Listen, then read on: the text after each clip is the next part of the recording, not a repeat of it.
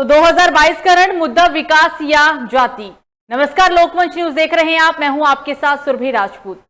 Samajwadi party में कभी मुलायम सिंह यादव के बाद नंबर 2 की हैसियत रखने वाले शिवपाल यादव सियासत की ऐसी राह पर खड़े हुए हैं जहां अखिलेश यादव के साथ उनके रिश्ते पर जमी बर्फ पिघलती नहीं दिख रही है। शिवपाल खुले तौर पर अखिलेश को सीएम बनाने और सपा के साथ हाथ मिलाने के लिए बेताब है, लेकिन अखिलेश यादव ना तो उन्हें राजनीतिक तवज्जो दे रहे हैं और ना ही मिलने का समय। ऐसे में शिवपाल क्यों अखिलेश यादव के सामने सियासी तौर पर इतने मजबूत नजर आ रहे हैं? क्योंकि आपको बता दें, यूपी पंचायत कार्यक्रम में अखिलेश यादव को लेकर शिवपाल यादव का दर्द पहले ही झलक चुका है। उन्होंने कहा है कि नेताजी यानी कि मुलायम सिंह यादव हमेशा परिवार को साथ लेकर चले और समाजवादी पार्टी को भी एक ही तरह साथ लेकर चले हैं। उन्होंने दुश्मनों को भी गले लगाया है और आगे भी बढ़ाया है। भतीजे यानी कि अखिलेश यादव भी उसी राह पर चले तो उन्हें कोई दिक्कत नहीं है।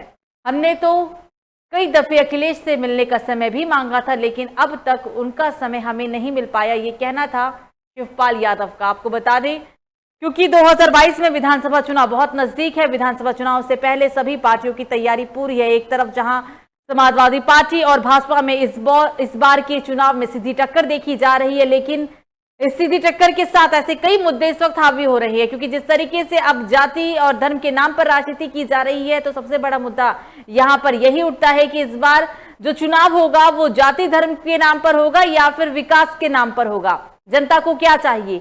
जाति धर्म के नाम पर जनता वोट करने जाएगी या फिर विकास के मुद्दों को लेकर कि उनके गांव में कितना विकास हुआ है, इन 4.5 साल में योगी सरकार ने कितना काम किया है, और इन 4.5 साल को देखते हुए, 5 साल को देखते हुए क्या जनता को एक बार फिर से योगी सरकार को मौका देना चाहिए? सवाल बहुत है, लेकिन इन सभी सवालों का जवाब यूपी विधानसभा चुनाव के बाद ही पता चल पाएगा। विधानसभा चुनाव होने में अब सिर्फ 6 महीने का ही समय बचा हुआ है और इसी पर आज हम चर्चा करने वाले हैं। हमारे साथ हमारे मेहमान जुड़ चुके हैं, उनसे आपका परिचय करा देते हैं। हमारे साथ इरम जुड़ गई है, नेता आम आदमी पार्टी। मैम, स्वागत है आपका लोकमंच न्यूज में। हमारे साथ करीम कुरैशी, नेता सपा, आपका भी स्वागत है सर लोकमंच न्यूज में। और सुनील मिश्रा, नेता हिंदू युवा वाहिनी, आप तीनों का बहुत बहुत स्वागत है लोकमंच न्यूज में। नमस्कार। चर्चा की शुरुआत करेंगे जी, और सबसे पहले कलीम जी आपके पास आएंगे। जैसा कि हम विधानसभा चुनाव से पहले ही देख रहे हैं कि अखिलेश यादव जिस तरीके से कह चुके हैं कि इस बार बीजेपी को अगर उन्हें हराने के लिए गठबंधन भी करना पड़े तो उससे पीछे नहीं हटेंगे। मतलब क्या अखिलेश यादव को इस बात का डर सता रहा है कि आने वाले समय में कुछ भी हो सकता है? नहीं है मैम, ऐसा कुछ नहीं। आने वाले समय में 2022 में अखिलेश यादव जी मुख्यमंत्री बनेंगे आगामी, क्योंकि उत्तर प्रदेश की जनता ने पूरी कमर कसी है बीजेपी को यहाँ से खदेड़ के भगाने के। क्योंकि इन विगत 4.5 वर्षों में हम देखें तो उत्तर प्रदेश में कोई भी विकास कार्य नहीं हुआ, बल्कि ये इतना अपराध में उत्तर प्रदेश नंबर 1 आ चुका है। एनसीआरबी के आंकड़ों में अगर ये बात करें हम, तो पूरे देश में होने वाला 4था अपराध उत्तर प्रदेश में ही हो रहा है। अभी आपने विगत 3-4 महीने पहले देखा था, हाथरस में रेप कांड हुआ था पिछली साल जो, उसको पूरी कोशिश की थी प्रशासन ने दबाने के लिए, और एक वरिष्ठ पुलिस अधिकारी ने तो यहाँ तक बोल दिया था कि रेप हुआ ही नहीं। सीबीआई की रिपोर्ट में रेप की पुष्टि हुई, तो इसीलिए जनता पूरी बुरी तरीके से त्रस्त आ चुकी है। इनके लुभावने वादों में जनता इस बार नहीं आने वाली है, और आगामी विधानसभा चुनाव में अखिलेश यादव जी ही मुख्यमंत्री बनेंगे 2022, और इसमें कोई शक नहीं है। लेकिन जैसा कि आपने कहा, हमारे माननीय राष्ट्रीय अध्यक्ष भी कह चुके हैं कि अगर छोटे दलों से गठबंधन करेंगे तो वो छोटे दलों से करेंगे, क्योंकि बड़े दलों से अभी जो पिछली बार पिछले लोकसभा में बसपा से और उससे पहले पिछले विधानसभा में कांग्रेस से जो गठबंधन किया था, तो उनका जो एक्सपीरियंस है वो सही नहीं है। तो इसलिए छोटे दलों से गठबंधन करेंगे। अगर जरूरत पड़ेगी समाजवादी पार्टी के दरवाजे सभी दलों के लिए खुलेंगे, जो हमारी विचारधारा से मेल खाता होगा, समाजवादी विचारधारा से जो प्रभावित होगा, उन दलों से हम गठबंधन करेंगे आगामी विधानसभा चुनाव। कलीम जी, यहाँ पर आपने 2 बात कही। आपने कहा कि हम छोटे दल से गठबंधन करेंगे, बड़े दल से नहीं करेंगे, लेकिन दूसरी ओर आपने ये भी कह दिया कि हमारे दरवाजे खुले हुए, विचारधारा बस मेल खाना चाहिए। लेकिन आप इस बात से इनकार नहीं कर सकते सर कि इस बार के चुनाव में, मेरा प्रश्न पूरा नहीं हुआ है सर, इस बार के चुनाव में ओवैसी और शिवपाल, क्योंकि जिस तरीके से दोनों ही पार्टी की एंट्री है, आपने देखा कि ओवैसी पार्टी की कितना अच्छा बिहार के अंदर जो नतीजे सामने आए वो कितने अच्छे थे, बेहतर थे। तो कहीं ना कहीं मुस्लिम जो वोट होगा वो ओवैसी के भी खाते में जाने वाला है, उससे कैसे बचेंगे? नहीं मैम, ओवैसी के खाते में कुछ नहीं है। आपने देखा बिहार के बाद बंगाल चुनाव में मुसलमानों ने ओवैसी साहब की जमानत जब्त की थी। जितनी भी सीटों पे वो चुनाव लड़े, तो वो बंगाल में बुरी तरीके से खदेड़ा उन्हें मुसलमानों ने। और यहाँ भी अल्पसंख्यक पूरा समाजवादी पार्टी की बात है, माननीय अखिलेश यादव जी की विचारधारा की बात है। और इस बार अल्पसंख्यक, उत्तर प्रदेश का अल्पसंख्यक ओवैसी जी की बातों में नहीं आने वाला। तो यहाँ ओवैसी जी से कुछ मतलब नहीं है, वो कुछ नहीं कर पाएंगे। और शिवपाल यादव? हाँ, शिवपाल यादव जी के लिए तो जसवंत नगर सीट छोड़ी दी है, हमारे राष्ट्रीय अध्यक्ष ने बोला है। और आगे जो भी होगा ये तो सब राष्ट्रीय मुद्दे हैं, सब हाई लेवल पे जो होगा उनका वो डिसाइड करेंगे हमारे राष्ट्रीय अध्यक्ष जी। सुनील जी, अब आपके पास आते हैं। 4.5 साल में आपने देखा कि बीजेपी का क्या कार्यकाल रहा है, कितना विकास रहा हुआ है। और जैसा कि अभी समाजवादी पार्टी के नेता ने कहा कि यूपी के अंदर क्राइम बढ़ा है, और हालांकि वो कहते हैं कि यूपी चौथे स्थान पर आता है क्राइम के मामले में, लेकिन अगर हम रिकॉर्ड की बात करें या फिर जो आंकड़े सामने आ रहे हैं उसकी अगर हम अनुमान को लगा की बात करें तो यूपी का जो पहला स्थान है क्राइम के नंबर पे, वो नंबर 1 पर जा पहुंचा है।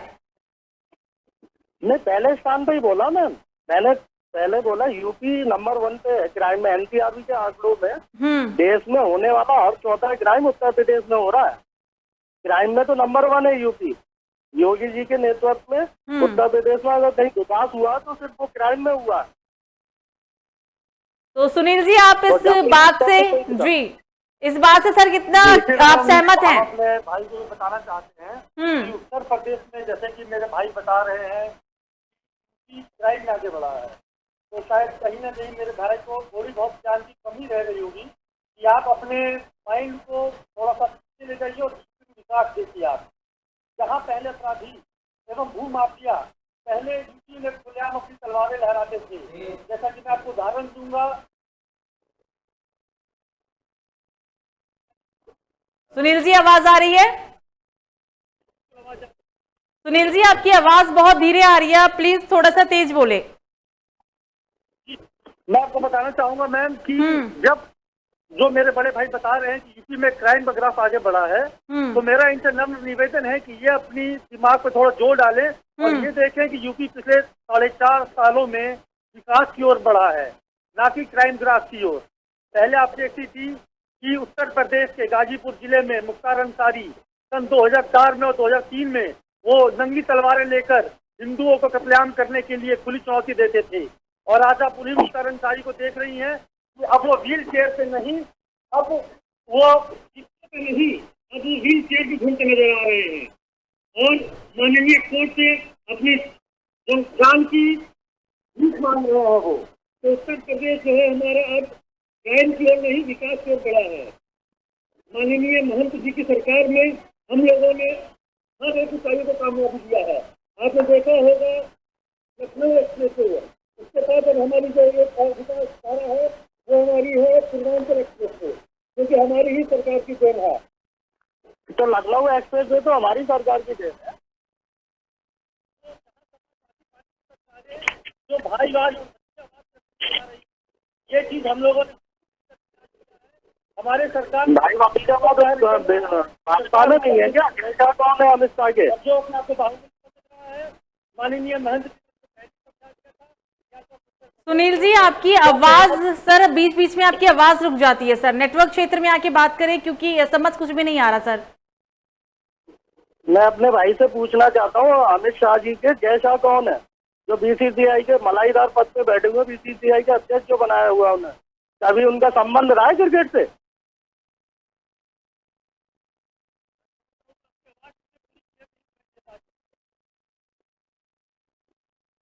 सुनील जी, आवाज आ रही है आपको मेरी?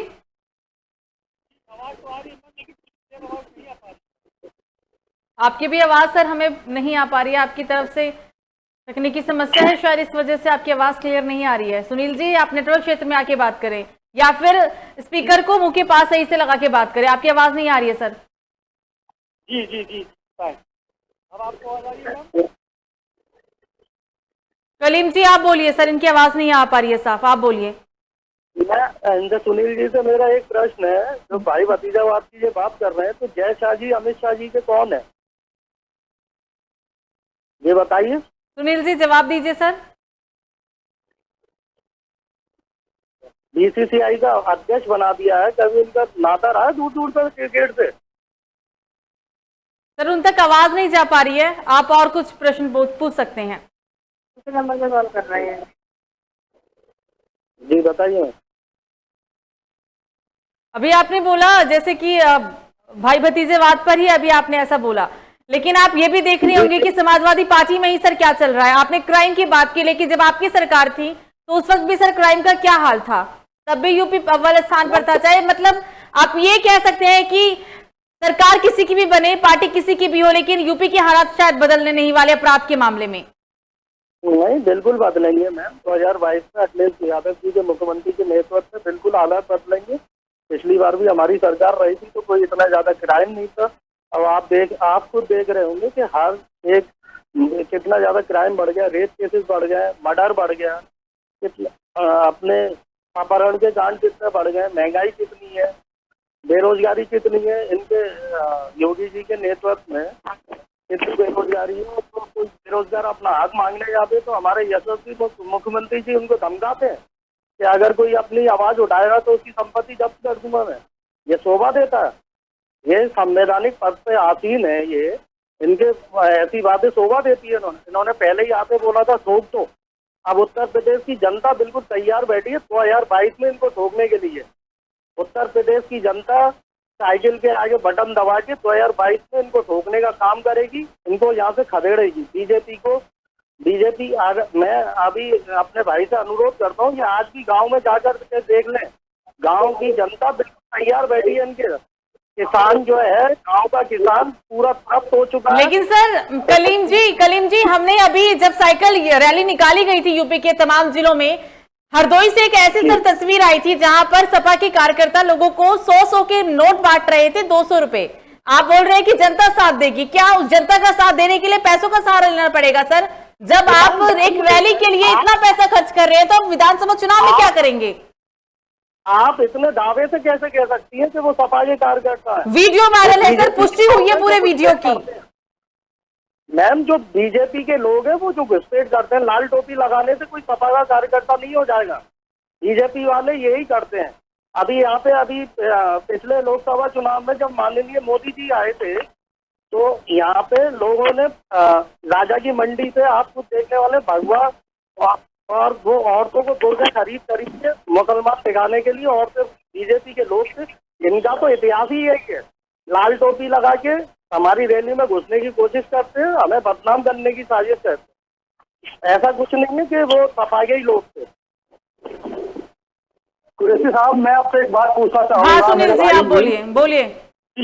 आप बात कर रहे हैं कि भारतीय जनता पार्टी के लोग लाल टोपी लगाकर आपको बदनाम करने की कोशिश कर रहे हैं।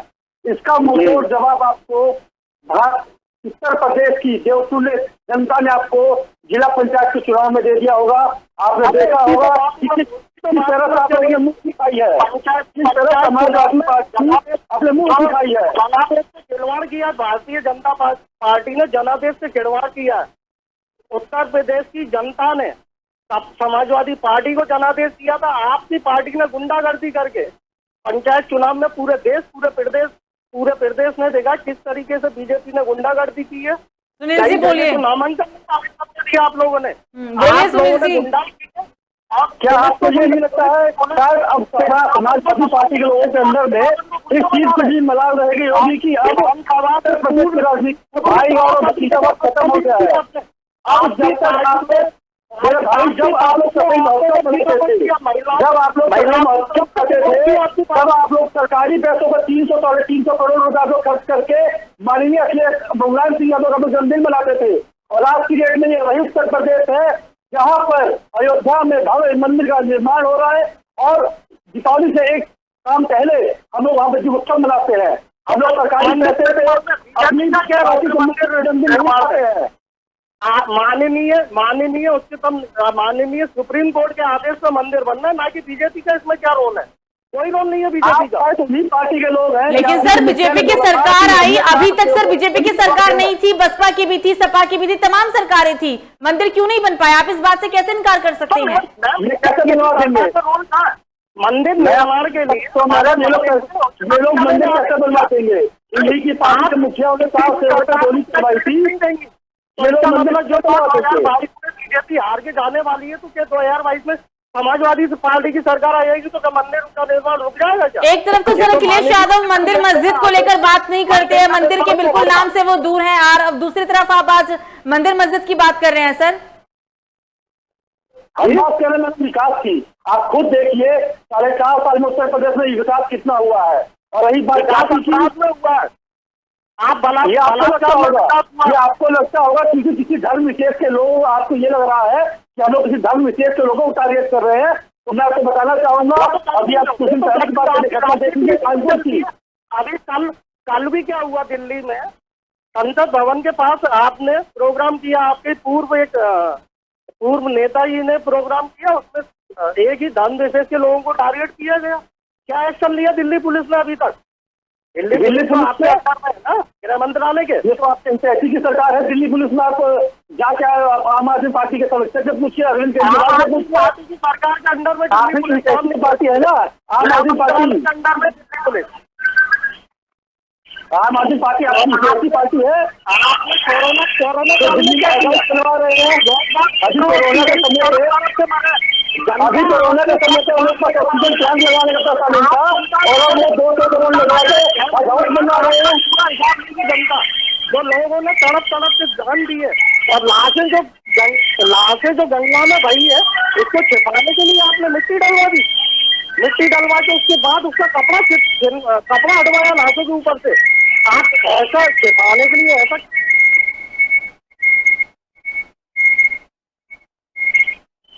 कलीम जी आपकी आवाज नहीं आ रही है सर।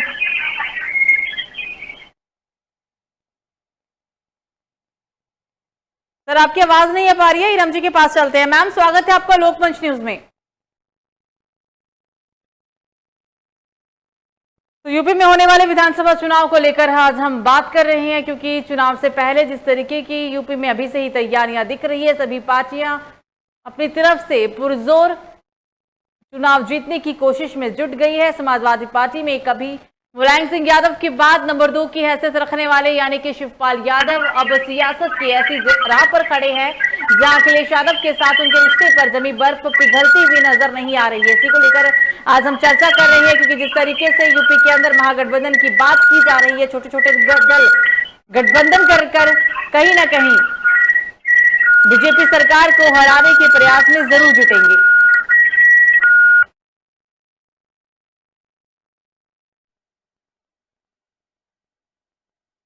तो मतलब सुनील जी आपको लगता है कि इन 4.5 साल में काफी विकास हुआ है और एक बार फिर से बीजेपी ही सत्ता में आएगी?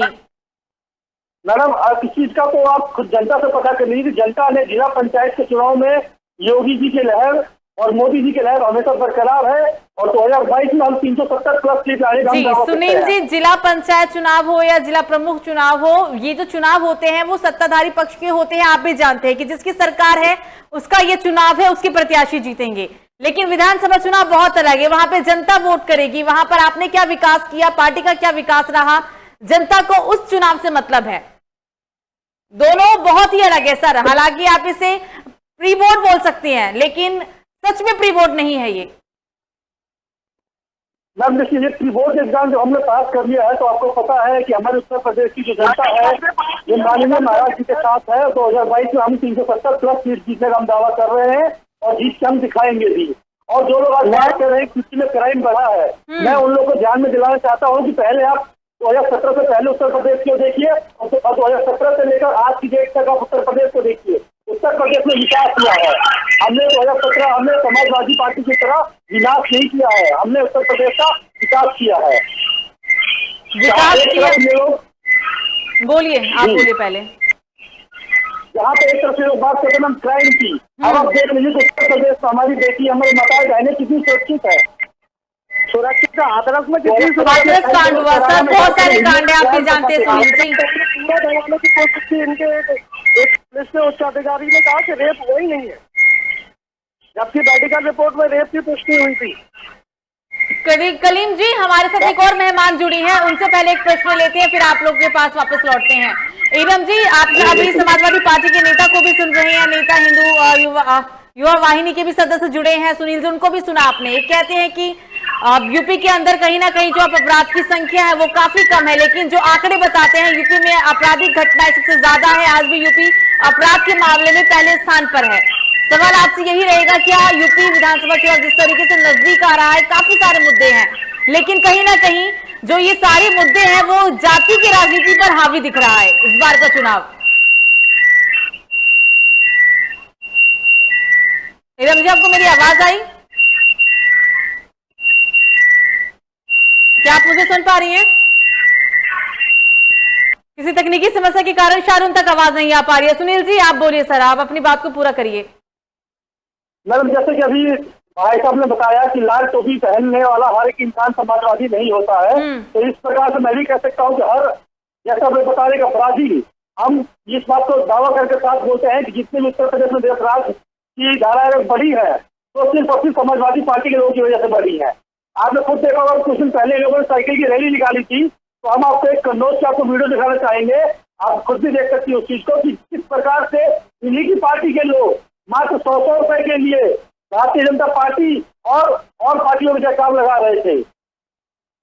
ये लोग खुद लाल टोपी पहन के खुद बोल रहे हैं योगी जी की सरकार आएगी। तो वो 100 रुपए कौन दे रहा है? क्या वो बीजेपी पार्टी के लोग दे रहे थे 100 रुपए? नहीं मैम, वो पैसे ये समाजवादी पार्टी वाले दे रहे हैं। इनको मालूम है, सरेंडर हो चुके हैं। इन लोगों को मालूम है 2022 के चुनाव में ये लोग सरेंडर हो चुके हैं, इन लोगों का टुकड़ा साफ हो जाएगा इस बार। लेकिन उस वीडियो को लेकर तो सर यही कहा जाएगा ना, ये हमें बदनाम करने की साजिश है। लेकिन सुनील जी, अब इस वीडियो को लेकर आप यही बोला जाएगा कि वो हमें बदनाम करने की साजिश है, छवि खराब की जा रही है हमारी।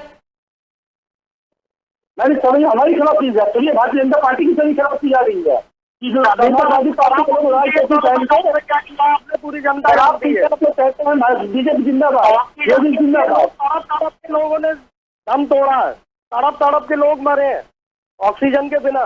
कोरोना काल में आपने क्या किया सर? बहुत कमी थी सर मौजूदा सरकार की तरफ से कोरोना काल में। करीम जी, मौजूदा सरकार की तरफ से कोरोना काल में कहीं ना कहीं कमियां दिखाई दी। करीम जी सुन लीजिए, लेकिन समाजवादी पार्टी विपक्ष एक बहुत बड़ी पार्टी है, तो उस टाइम पे समाजवादी पार्टी के नेता कार्यकर्ता कहाँ थे? चुनाव से पहले सभी बरसाती मेंढक की तरफ बाहर निकल आए हैं, इससे पहले सभी कहाँ थे सर? आप अभी कोरोना काल की बात कर रहे हैं। समाजवादी पार्टी का एक कार्यकर्ता जमीन पे काम कर रहा था उस टाइम। ऐसा जमीन पे था जिससे मुलायम सिंह यादव को कोरोना हुआ, उससे नहीं होते जमीन से काम करना होगा। वो लोग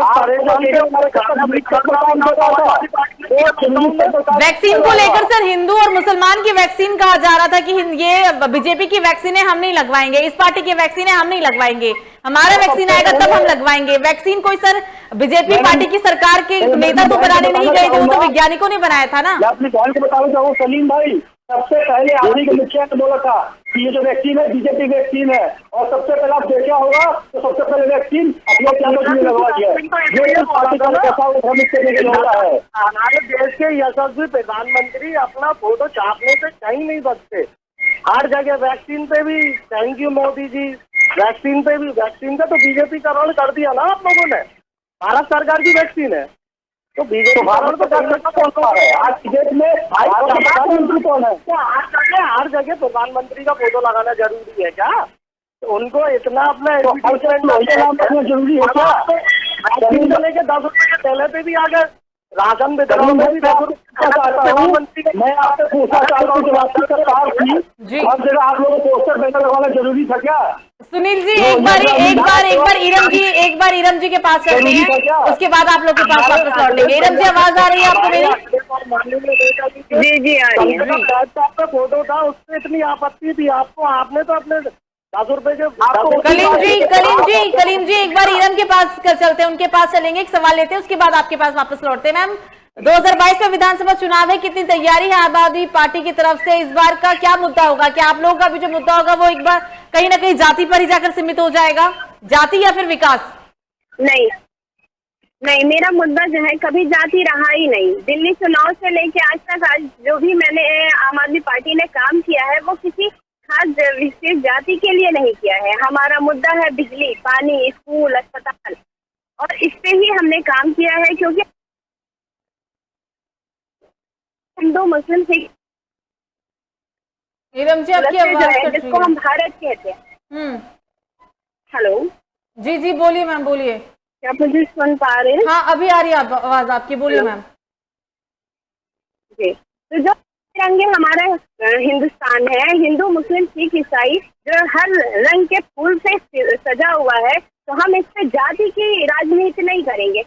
जनता ने आम आदमी पार्टी को एक विकल्प के रूप में देखा है कि ये काम की राजनीति करती है, हम मुद्दों पे बात करते हैं, हम मुद्दों की राजनीति करते हैं और उस पर ही काम करेंगे। जी सुनील जी कुछ कहना चाह रहे हैं आप, बोलिए। नीलम जी, मैं आपको बता देता हूँ 2022 का आप लोगों का चुनाव एजेंडा यही होगा कि सबसे पहले अरविंद केजरीवाल उत्तर प्रदेश में आएंगे और बिजली पानी फ्री कर देंगे, क्योंकि आप लोग तो उत्तर प्रदेश की जनता को आप लोग एकदम विकलांग बनाना चाहती है कि हम 300 यूनिट फ्री दे देंगे। यही आपका चुनावी एजेंडा पूरे भारतवर्ष में कभी भी आम आदमी पार्टी अगर चुनाव लड़ी है तो सबसे पहला जो उनका चुनावी जुमला होता है वो यही होता है कि हम 300 यूनिट बिजली फ्री दे देंगे। लेकिन सुनील जी जो जुमला आप कह रहे हैं, चलिए ठीक है मान लिया जुमला ही सही है, लेकिन कहीं ना कहीं जुमला से लोग खुश तो हैं। आप दिल्ली में देखिए, मैं यहाँ पे भाई को रोकना चाहूंगी। इनको झारखंड में ये लोग 30 सीटों पे लोग चुनाव लड़ रहे हैं झारखंड में 2019 की विधानसभा, और ये लोग 0 सीटों पर आकर बैठे हैं। जनता ने इनको नकारा है, जनता मालूम है। इन्हीं के मुखिया अरविंद केजरीवाल कहते थे कि दिल्ली में आज 35% पानी हम उसको 95% कर देंगे। तो मैं आपको याद दिलाना चाहता हूँ बस एक बरसात का मौसम, तो दिल्ली के अंदर 95% जगहों पर सिर्फ पानी और पानी ही हो रहा था दिल्ली। तो विकास कहाँ था? क्या विकास उन पानियों में बेहतर नजर आ रहा था दिल्ली की जनता को? कहाँ था विकास? मैं ईरम जी से पूछना चाहूंगा। ईरम जी, दिल्ली में तीसरी बार आप लोग की सरकार है, विकास कहाँ गया दिल्ली से? दिल्ली में क्या आपको बिजली फ्री नहीं है? आपने खुद उठा के देखिए कि दिल्ली में आम आदमी पार्टी ने जो वादा किया था उससे ज्यादा किया है। किसको भूल गए? वादा किया था, वादा आप लोगों ने किया था, शायद एक वादा आपने किया था पूरी दिल्ली में पानी चलाने का, और आप लोगों ने पूरी दिल्ली पानी कर दिया। मैं मानता हूँ आपकी बात, बिजली, पानी, स्कूल, अस्पताल, मैं आपकी बात मानता हूँ। पूरी दुनिया में किसी स्कूल की चर्चा होती है तो सरकारी स्कूल की नहीं, आम आदमी पार्टी के स्कूल की चर्चा होती है। आम आदमी पार्टी है मतलब सरकारी स्कूल है या केजरीवाल के स्कूल है? मैं आपकी बात को रोकना चाहूंगा। जो आप बात कर रही है कि पूरे दुनिया में स्कूलों की चर्चा होती है तो आम आदमी की स्कूल की बात होती है, तो ये सरकारी के स्कूल होते हैं या केजरीवाल के स्कूल है? भाई आपकी आवाज नहीं आ रही थी, कट गई थी, फिर से एक बार आप मुझसे सवाल करिए। आपने प्रश्न आपको फिर से दोहराता हूँ कि जैसा अभी आपने बताया कि पूरे विश्व में कहीं भी सरकारी स्कूलों की बात होती है वहाँ पर आम आदमी पार्टी के स्कूलों की बात की जाती है। तो क्या ये सरकारी स्कूल नहीं है?